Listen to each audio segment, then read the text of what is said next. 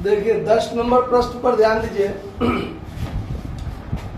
जब सवाल में आपको कहेगा कि रोकर बही का प्रयोग कीजिए, तब ये रोकर बही में जब कहेगा प्रयोग करने के लिए, तब रोकर बही होता क्या है, पहले तो उसका एक रिपीट कर लेते हैं बात को। 11वीं में हम लोग पढ़े थे रोकर बही के बारे में। रोकर बही क्या होता है कि जैसे हम लोग जर्नल बनाते हैं ना, सबसे प्रारंभिक लेन देन जो होता है उसको डेट बाय डेट हम लोग कहाँ लिखते हैं, जर्नल में लिखते हैं। तो एक कंपनी में जब छोटी मोटी कंपनी होगा या छोटा मोटा व्यवसाय होगा जिसमें कम लेन देन होंगे, उसको हम लोग जर्नल में लिख लेते हैं, ठीक है। लेकिन जब व्यवसाय में बहुत सा ज्यादा लेन देन होगा तो जर्नल में क्या होगा, अगर डेट बाय डेट हजारों ट्रांजैक्शन अगर होता है तो जर्नल में लिखने से क्या होगा, जर्नल में बोझ ज्यादा हो जाएगा, जर्नल बोझिल हो जाएगा, बहुत ज्यादा ट्रांजैक्शन लिखना पड़ जाएगा। तो उसी जर्नल को जिसमें हम रोज का रोज लिखते हैं, प्रत्येक दिन लेन देन को लिखते हैं, उसको अलग अलग भाग में बांट दिया जाता है, जिसको हम लोग सहायक बही कहते हैं। क्या कहते हैं, सहायक बही। यानी जर्नल के ही सहायक बही होते हैं। जैसे आपको रोकर बही, जैसे कैश बुक हम लोग कहते हैं, क्या कहते हैं, कैश बुक। उसके बाद होता है परचेज बुक, उसके बाद होता है सेल बुक, उसके बाद होता है bills receivable book, bills payable book, purchase return book, sales return book, और एक होता है प्रॉपर जर्नल। प्रॉपर जर्नल 2, 2, 4, 2, 6, 2, 8, यानी जर्नल को 8 भागों में क्या कर दिया जाता है, बांट दिया जाता है। जब ज्यादा लेन देन होने लगे तब, तो जिसमें क्या होता है कि कैश बुक में क्या होता है कि जर्नल को 8 भागों में बांटे हैं। कैश बुक में सिर्फ नगद लेन देन ही लिखे जाएंगे। कैश बुक में क्या लिखे जाएंगे, सिर्फ नगद लेन देन, चाहे वो जिस प्रकृति का हो, जैसा भी हो, नगद पाना नगद देना। कहाँ चला जाएगा, कैश बुक में चला जाएगा। जब हम उधार माल खरीदेंगे तब परचेज बुक में, उधार माल बेचेंगे तब सेल्स बुक में। बिल्स रिसीवेबल वाला जो उधार माल बेचते हैं और बिल्स रिसीवेबल लिखाता है या बिल्स पेबल बनता है, तो बिल्स रिसीवेबल बुक में, और बिल्स पेबल से संबंधित बिल्स पेबल बुक में। अगर खरीदा हुआ माल वापस किए हैं तो परचेज रिटर्न बुक में, बिका हुआ माल वापस आया तो सेल्स रिटर्न बुक में। और जो लेन देन इस 7 बुक में नहीं जाता है वो जाता है आपको प्रॉपर जर्नल में। जैसे आप उधार संपत्ति खरीदे हैं, उधार संपत्ति खरीदे हैं, तो जब उधार माल खरीदेंगे तब ना परचेज बुक में, नगद संपत्ति खरीदते तो कैश बुक में। लेकिन यहाँ है उधार संपत्ति खरीदा, तो ये कहाँ चला जाएगा, प्रॉपर जर्नल में, क्योंकि ये इसमें से किसी भी में नहीं गया जाएगा। डिप्रिसिएशन लगाया, बैड डेब्ट्स हुआ, तो ऐसा जर्नल जो इस सब में किसी में नहीं जाएगा वो कहा जाएगा, प्रॉपर जर्नल में। इससे क्या होता है कि जर्नल बोझिल नहीं होता है, जर्नल पर ज्यादा बोझ नहीं पड़ता है। समझ में आया? तो इस कंडीशन में अब हम लोग इस जो कंपनी के पुस्तक में रोज नामचा प्रविष्टि करेंगे वो होगा किसमें, कैश बुक में। किसमें, कैश बुक में। तो कैश बुक में जो नगद लेन देन वाला एंट्री होगा वो कैश बुक में जाएगा, और जो नगद लेन देन वाला नहीं होगा, जो शेयर कैपिटल वाला, तो 2 ही एंट्री तो देखे हैं, या तो बैंक के माध्यम से रुपया आएगा, चाहे उसका शेयर कैपिटल खुलेगा, 2 खुलेगा, 2 ही एंट्री बनेगा। तो नगद वाला जो एंट्री होगा वो कहाँ चला जाएगा, कैश बुक में। और जो शेयर कैपिटल वाला एंट्री होगा वो किस में चला जाएगा, जो आपका जर्नल बनाइएगा प्रॉपर जर्नल, उसमें।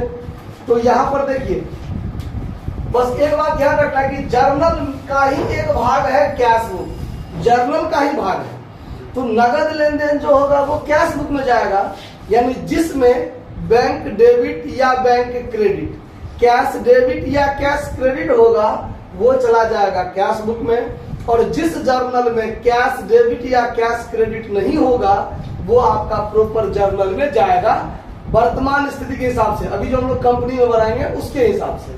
तो इसको ध्यान रखना है। तो अब सवाल नंबर 10 पर ध्यान दीजिए। अब जैसे 10 नंबर सवाल में कहता है कि बिहार लिमिटेड ने 10 रुपया वाले 50,000 8% पूर्वाधिकार अंश आवेदन के लिए प्रस्तावित किए हैं। राशियां निम्न प्रकार दे हैं। आवेदन पर 3 रुपया मांगे हैं, अलॉटमेंट पर 4 रुपया, प्रथम एवं अंतिम याचना पर 3 रुपया मांगे हैं। तो 10 रुपया टोटल क्लियर हो गया। पहले अब देखिए, सभी अंश पूर्णतया प्रार्थित याचित चुकता हो गए, मतलब सभी अंशों के लिए आवेदन भी आया, सभी पर हमने रुपया मांगा भी और सभी ने हमको रुपया दे भी दिया। तो अब हम पहले तो वर्किंग नोट कर लेते हैं। 50,000 के लिए काम होगा इसमें। तो ऑन एप्लीकेशन पर 50,000 गुने 3 1.5 लाख पर काम होगा। ऑन अलॉटमेंट पर 50,000 गुने 4 2 लाख पर काम होगा। और on first and final call पर 50,000 गुने 3 1.5 लाख पर काम होगा। क्लियर है बात? अब जब हम लोग जर्नल एंट्री बनाएंगे, journal entry in the books of जो कंपनी का नाम होगा वो नाम दे दीजिए कंपनी का, बिहार लिमिटेड है आपका, तो यहाँ पर बिहार लिमिटेड। ठीक है। अब देखिए, अब जैसे हम लोग पहले नॉर्मल क्या एंट्री बनाते थे उस पर ध्यान दीजिए। जैसे बैंक अकाउंट पर डेबिट हम लोग करते थे, जैसे पूर्वाधिकार अंश है तो एप्लीकेशन पर हम क्या एंट्री बनाते थे हम बैंक अकाउंट DR2। अब शेयर एप्लीकेशन करते थे तो शेयर से पहले यदि पूर्वाधिकार अंश लिखा हुआ है 8% पूर्वाधिकार अंश, तो यहाँ पर हम 8% प्रीफरेंस शेयर एप्लीकेशन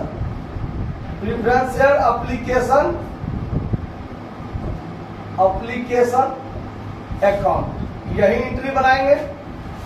फिर 8% preference share application account DR2 8% preference share capital account 1.5 lakh 1.5 lakh 1.5 lakh 1.5 lakh, यहाँ भी 1.5 लाख 1.5 लाख। ऐसे ही हम लोग बनाते थे ना एंट्री। ऐसे ही अभी हम ये एंट्री वास्तव में बनेगा नहीं, अभी हम आपको गलत तरीका से बता रहे हैं समझाने के लिए, समझ लीजिए। अभी यहाँ पर एप्लीकेशन पर हम लोग जब कैश बुक नहीं बनाना था तो हम लोग ऐसे बनाते थे। फिर अलॉटमेंट पर जब काम करेंगे तो पहले मांगेंगे 8% प्रीफरेंस शेयर अलॉटमेंट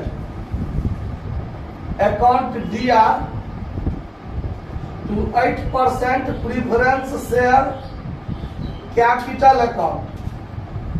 और जब रुपया आ जाता है हमको तो bank account DR2 8% preference share allotment account. ये 2 लाख 2 लाख,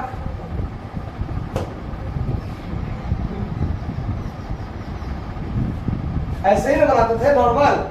फिर फर्स्ट एंड फाइनल कॉल पर पहले मांगते थे तो 8% preference share first and final call account DR to 8% preference share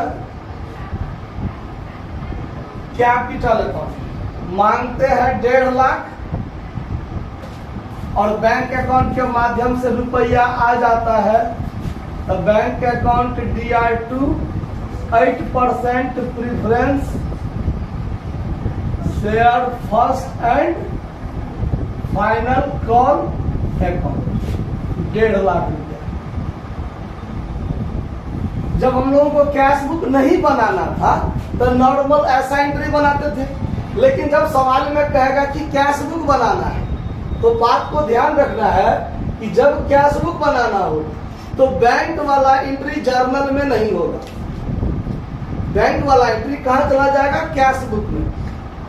तो यहां पर जो हम ये वाला एंट्री बनाए हैं, यहां पर ये अलॉटमेंट पर ये एंट्री बनाए हैं और फर्स्ट एंड फाइनल कॉल पर ये एंट्री बनाए हैं, तो ये एंट्री आपका जर्नल में तो नहीं होगा। ये तीनों एंट्री किस में चला जाएगा? कैश बुक में। बस यही बात को ध्यान रखना है और कुछ नहीं।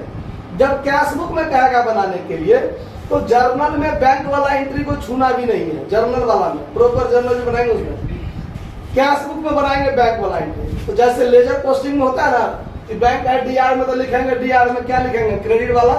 तो यहां पर हो जाएगा 8% preference share application account. Application account कितना रुपया? 1.5 लाख।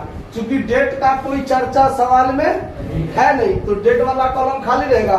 वाउचर नंबर LF क्या रहेगा? खाली रहेगा नॉर्मली, क्योंकि अभी हमको इसका कोई जरूरत है नहीं। उसके बाद फिर देखिए, तो ये वाला एंट्री इसमें बन जाएगा, ये एंट्री इसमें नहीं होगा। फिर ये इसमें बैंक नहीं ना है, preference share allotment to preference share capital, ये ठीक है, लेकिन बैंक वाला एंट्री फिर इसमें नहीं होगा। ये कहाँ चलाएगा? कैश बुक में। 8% प्रीफरेंस शेयर अलॉटमेंट अकाउंट कितना रुपया? 2 लाख। फिर फर्स्ट एंड फाइनल पर मांगने वाला एंट्री इसमें बनाएंगे और बैंक वाला एंट्री इसमें नहीं बनाएंगे। तो क्या बनाएंगे? 8% preference share first and final call account कितना रुपया? 1.5 लाख। बात खत्म। इस बात को समझे? तो सवाल बनाते समय परीक्षा में नहीं ऐसे ही बना के आप लोग काट दीजिएगा, बनाना ही नहीं है इसको, ये बात ध्यान रखना है, ठीक है? इन्हें हमने समझाया, बन लिख क्या, फिर हम भी ऐसे काट देंगे, ऐसा दिमाग नहीं लगाना है। ये बैंक वाला एंट्री इसमें होगा ही नहीं, बस ये आपको ध्यान रखना है। सिर्फ बिना बैंक वाला जर्नल इसमें होगा और बैंक वाला जर्नल इसमें नहीं होगा। बैंक वाला जर्नल किस में चला जाएगा? कैश बुक में चला जाएगा। तो बस 3 एंट्री इसमें बनेंगे और 3 एंट्री कैश बुक में जाएगा, ठीक है?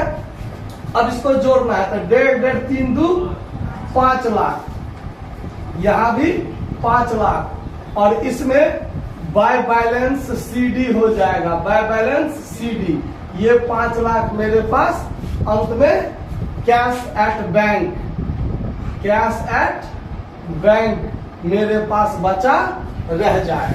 समझ में आया बात कि समझ में नहीं आया? कोई दिक्कत नहीं ना? इसको नोट कर लीजिए।